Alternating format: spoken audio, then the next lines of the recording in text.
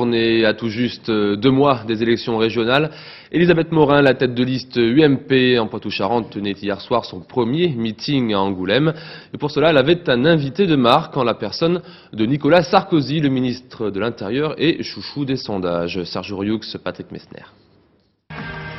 Noyés dans la foule, puis main dans la main, c'est ensemble qu'Elisabeth Morin et Nicolas Sarkozy ont lancé la campagne de la droite régionale en Charente. Un Nicolas Sarkozy en service commandé sur les terres de son Premier ministre.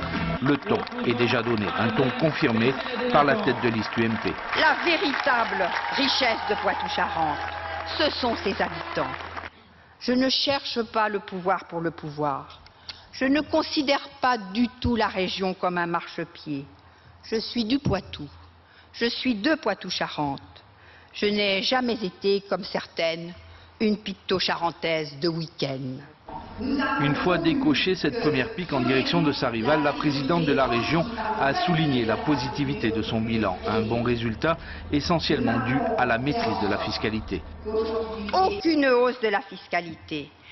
Et nous sommes au 3e rang des régions les moins endettées de France. Pas de dette, peu d'impôts, de l'investissement. C'est comme ça que l'on bâtit l'avenir sainement. Reste à Elisabeth Morin à convaincre les picto-charentais à la suivre dans ses nouveaux combats pour la région. Des combats parmi lesquels l'emploi, la formation font figure de fer de lance. Et pour les gagner, la droite prône ici la culture des projets. Nous avons l'habitude d'être clairs, de dire ce que nous pensons, d'élaborer nos projets avec les hommes et les femmes de cette région. Mais une fois que nous avons travaillé toutes ces idées tous ensemble, alors là, le cap est clair et nous agissons.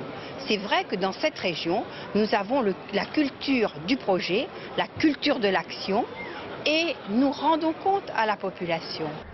Mais si les discours d'hier ont rassuré, rassemblé peut-être, personne et surtout pas Nicolas Sarkozy n'a oublié le désintérêt des Français pour la politique. Du coup, il a joué pleinement son rôle, déclinant un à un ses succès, essayant ainsi de rendre son crédit à l'action politique. Ce n'est pas la politique qui n'intéresse plus, c'est la façon dont nous la faisons qui ne supporte plus les Français. Voilà la réalité des choses.